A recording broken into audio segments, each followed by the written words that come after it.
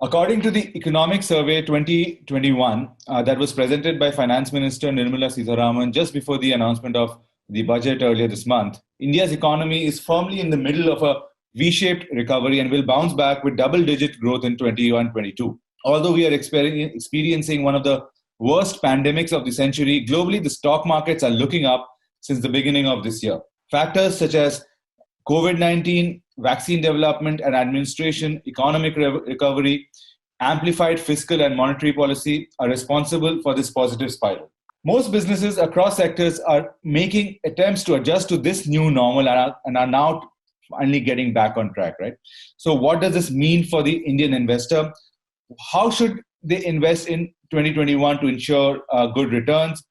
How can they carry out proper asset allocation? To answer all of these questions today, we have with us Mr. Mahendra Jajoo, Chief Investment Officer for Fixed Income at Mirae Asset. He has over 25 years of experience in the field of financial services and more than a decade experience in the realm of fixed income fund management. Welcome to the Winning Over Volatility interview series, Mr. Jajoo.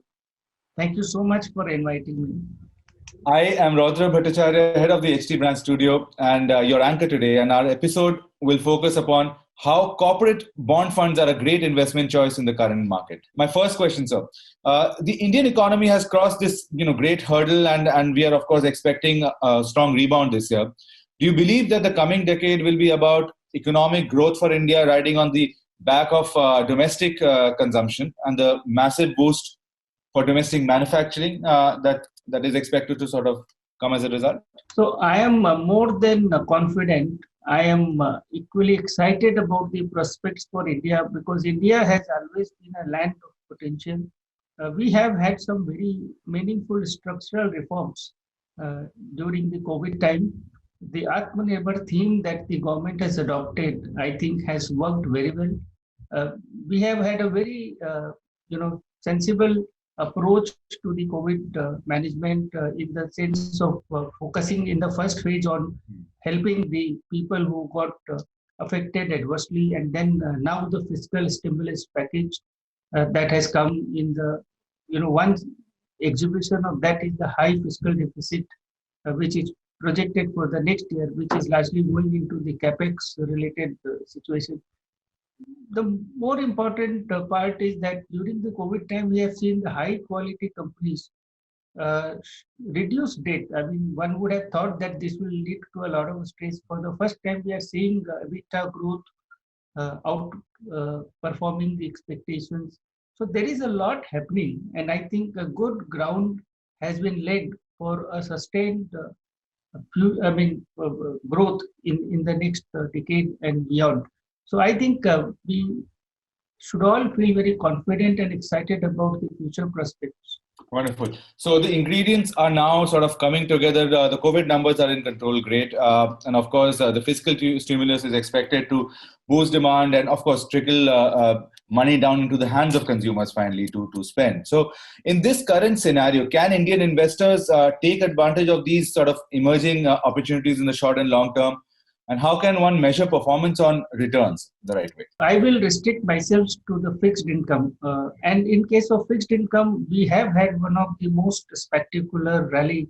We just had the lowest ever kind of interest rates, just 3 months back. And the Reserve Bank had adopted a ultra loose monetary policy, primarily with the twin objectives of first stabilizing the financial markets after the COVID crisis broke out, and second to now sustain the ongoing economic recovery, which is still at a nascent stage. And then if you look at the situation today, the COVID situation, I think, is getting more and more normalized with a passing day, because we, for the first time in a long time, we had under 10,000 cases yesterday. The cumulative case count has fallen from about 10 lakh in September to about 1.5 lakh now. 2 vaccines are already there. More are in the pipeline. We have this improvement in COVID situation beyond the peak festive season with elections in many states, onset of winter. So there is a reason to feel confident about improvement in the COVID situation. Economy, after contracting by about 24% in Q1 of FY21, is now expected to grow by more than 10% in FY22.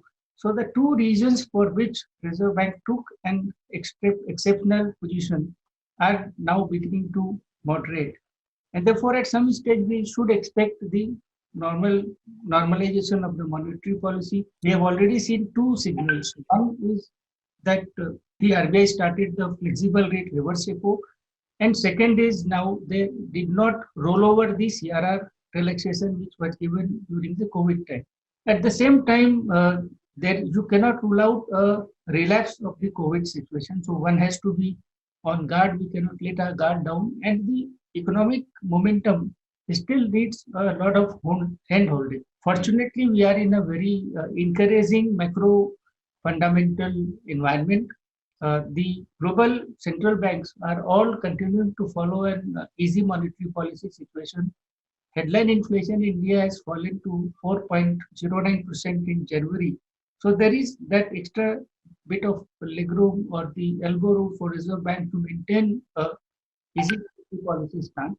So in this situation, it all boils down to then the supply management of the large government borrowing and to meet the corporate borrowing requirements of the private sector. And I think RBI is very clear in its guidance through open market operations and other interventions.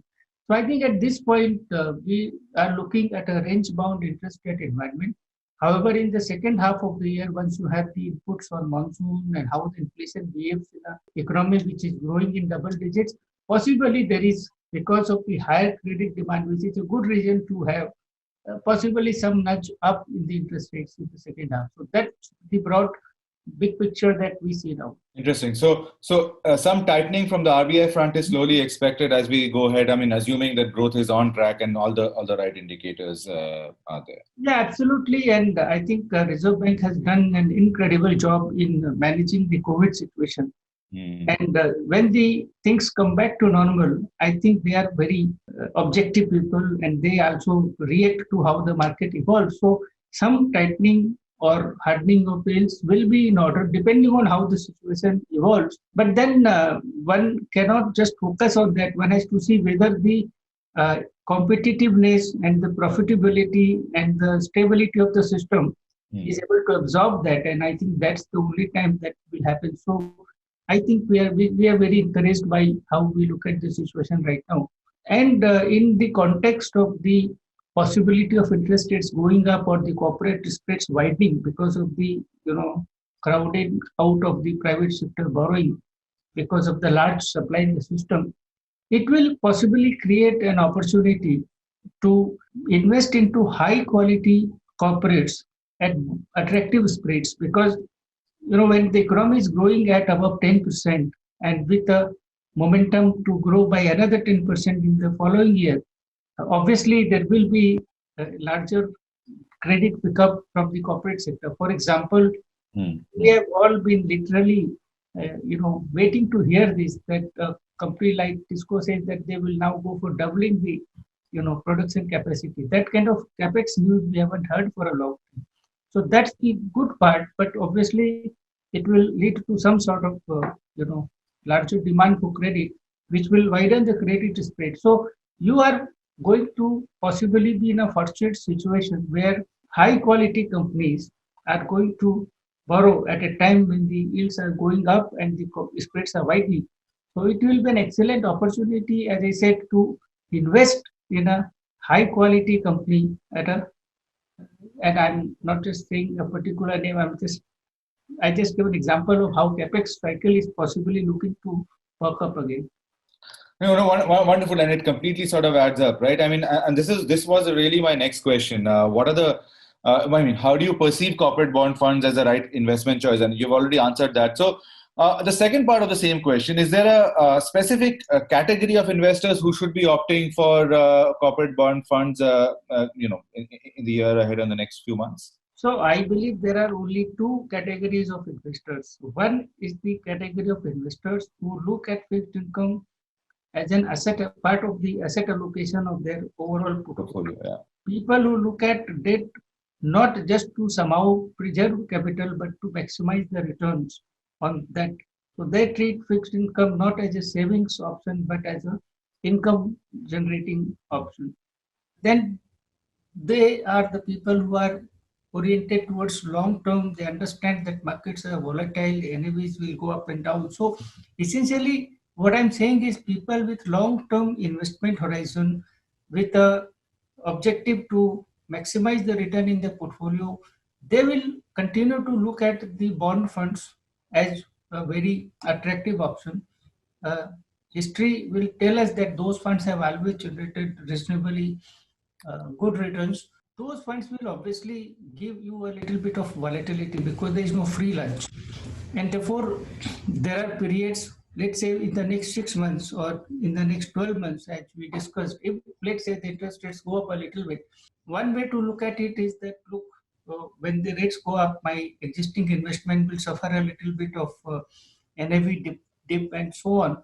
The other way to look at is that, look, this is not my end of investing career. So if whatever surplus I generate in the current year, that will be then invested at a higher yield. So the key difference between different types of investor is the investors who look to remain invested through a complete interest rate cycle. For them, it is a good opportunity to add to their investments at more attractive or higher yields. And then when this interest rate cycle reverses again and interest rates start coming down, then they will reap the benefits. That is again assuming that the interest rates will go up. At this point, there is nothing to suggest that the interest rate should go up in a knee-jerk or disruptive fashion.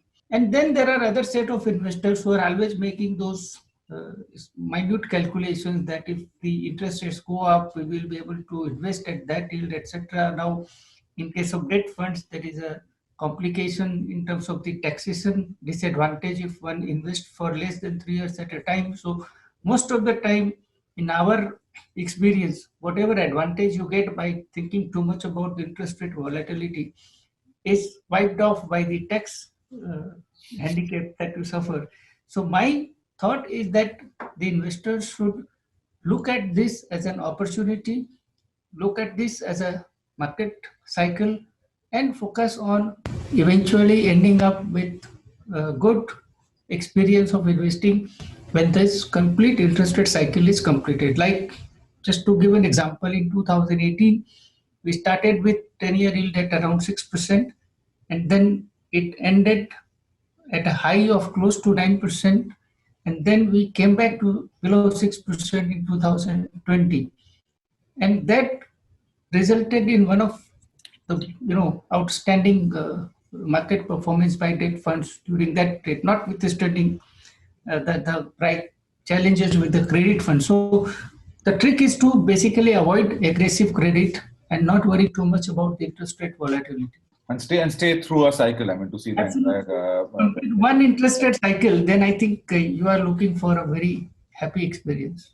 So what are these different types of corporate bond funds out there on offer for the retail investor, and which one should one look at given the current market situation? So across the categories, debt funds invest in corporate bonds corporate bonds in different forms. But there's this category called corporate bond fund, where as per the SEBI guideline, minimum 80% has to be invested in corporate bonds of AAA or a minimum credit rating of AA+, which means by default, the credit quality of the portfolio is of a very high order. Yeah. So this is a high quality portfolio.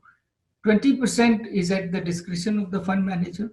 So most of the time, our core approach is to even invest that 20% in high quality papers. There is a new requirement now that 10% of the fund should be invested in liquid assets. So almost 90% of the fund is invested in very high quality assets. The only challenge in debt is when you lend money and the person to whom you lend money doesn't pay you back in time. That's the time the real challenge starts. So there is a high degree of safety inbuilt into the construction of the portfolio. On top of it, in this category, there is no range of duration within which the fund manager is constrained to invest. So therefore, for those fund managers who have a flexible interest rate strategy, they can reduce the average maturity of the fund when they think that interest rates are going up and vice versa. So it also allows a more flexible interest rate management a more flexible, therefore, risk management strategy by the fund manager.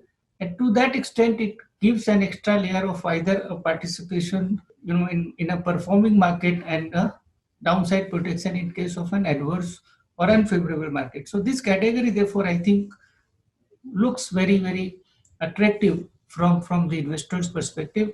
And then you have different segments of funds like the liquid funds or ultra short-term funds, which are largely for transactional or short-term surplus money. But this corporate bond fund category, particularly in the current environment where, as I explained, great spreads are likely to widen, this looks very, very well positioned for now. So, if you had to compare, it with other debt funds available, how would you rate the credit risk and the liquidity of corporate bond funds? So, as I explained already, that the liquidity and the credit quality both in this fund is of a very high order. If you look at the trading pattern on corporate bond market in India, almost 80 to 85% of the trading volumes are in the AAA and AA plus category. So, this is the most liquid segment of the corporate bond market. This is the segment again which is the next highest traded segment after the government bond. So this typically a company to get a AA plus rating has to have a very strong balance sheet, strong promoters track record, strong cash flow visibility, good moat around its business. So typically companies with a long-term rating of AA plus are as good as a government company except for the government ownership, because government ownership always gives you a very good rating profile. And therefore, I think this has a very good rating profile. Credit quality of this fund portfolio is very good. Talking about some sort of macro indicators that might sort of impact the interest rate. So, I mean, inflation, GDP growth, fiscal deficit, or a global sort of geopolitical sort of scenario. I mean, how do you think these factors can affect the interest rate received from the fund? I mean, you already said the credit risk is extremely high rated fund, so obviously exposure in that sense will be. Look, if you look at the inflation, it's a basically cyclical kind of a parameter, except in countries where there either you have a structural inflation problem or structural deflation problem, like we are seeing in some of the Western advanced countries right now. So it's a typical cycle that when inflation goes up, the central banks will tighten liquidity, they will increase interest rates, and then it will in turn affect demand, and therefore in turn the inflation will begin to ease. And when the inflation eases, again the demand increases, the liquidity increases, and then the same. So this cycle plays out. We saw that inflation was 7.61% in September, and now it is 4.1%. So food items are very volatile in nature. We are right now seeing a sequential increase in the oil prices for the last 1 year. The oil prices have continuously been going up. There is a sustained rally in the commodity prices. So commodity prices are at multi-year high now. So these are cycles, and then they change. So interest rates go up and then they come down, which is why I spoke about one complete interest rate cycle. The best experience in a debt fund will come when the investor sits through one complete interest rate cycle. Now, at this point in time, my sense is that we are in a very stable macro fundamental situation where the inflation is now at the lower bound of the Reserve Bank's target, although the core inflation is still around 5.5%, which is on the higher side. But when the inflation was at 7.5%, there was a certain amount of nervousness and edginess. Today at 4%, that is, I think, largely addressed. Because of the stable and supportive global environment, it provides a little bit of extra room for a accommodative monetary policy. Why at this point, it's largely a supply management issue, because the government borrowing program is rather large to support, to provide a fiscal stimulus to the economy. So in this benign environment, I think, and the Reserve Bank's guidance is amply clear that they would intervene through open market operations, etc. And therefore, I think the interest rates will remain largely range bound. Get into the second half of the year, there are two challenges. One, there is a inflation story or inflation narrative being accepted widely in the global markets. In the last 8 to 10 years, the excess liquidity, low interest rates were largely a function of the monetary policy-led quantitative easing without the underlying economic demand or credit pickup. So, like in our case, we have the surplus liquidity of about 6-7 lakhs crores in the system now, but it's largely parked with the Reserve Bank in the absence of credit pickup. But in this round, since the COVID, there has been a huge fiscal expansion by the governments. All governments within their means, like in US, in Europe, in even in India now, there is a large government spending which has gone to first support the economy and then to continue help the economy recover.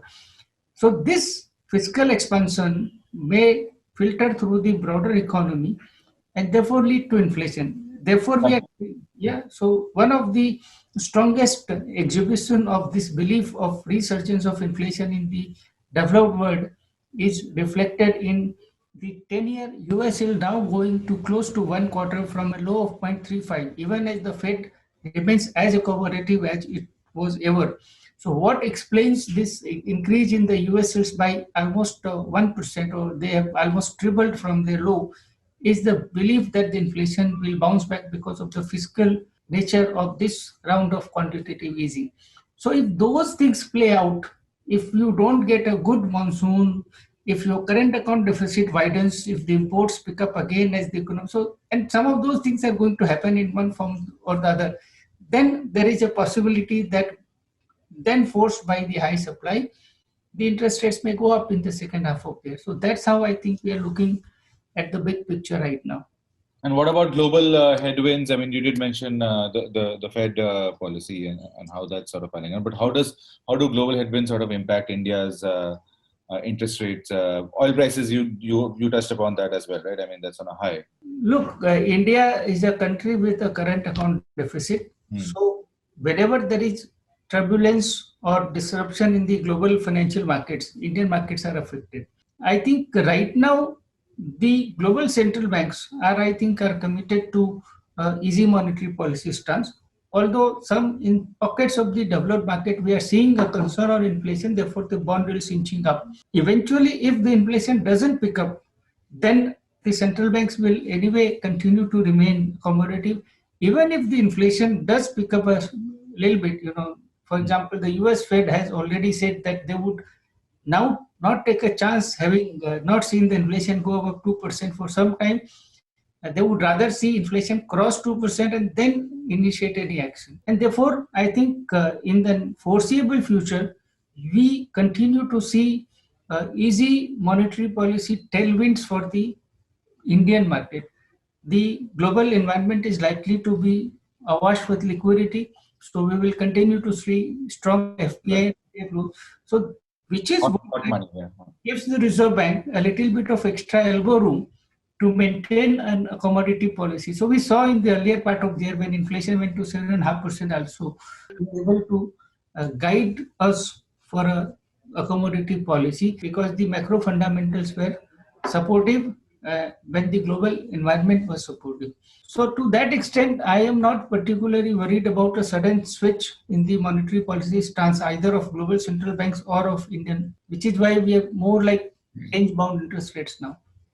So my last question is essentially to do with the portfolio and how do you sort of as an individual decide how much to allocate to corporate bond funds? What should be probably a checklist on your mind to ensure that okay, this much of my portfolio should be corporate bond funds, and is there any minimum amount bracket for an investor that needs to invest in these funds as well, and what kind of a horizon should he be looking for? I think you mentioned the horizon in terms of an interest rate cycle, but yeah, the first part. So in our reckoning, first of all, the money that the investor thinks he will not need for the next 3 years or more, that is the one which can come to the bond part or the long-term part of the fixed income allocation. So in my view, about 60% of his long-term overall fixed income portfolio can come to the long-term segment, and there I think it can be divided between the banking PSU debt fund category and the corporate bond fund category in equal proportion. So I think largely investors with long-term investment horizon, typically 3 years or more, can get into the corporate bond fund. And in terms of diversification, maybe split equally between banking PSU debt category and corporate bond fund. Thank you, sir. Thanks for your time today, for sharing your perspective on how the economy is on the road to recovery and what it means for our investors.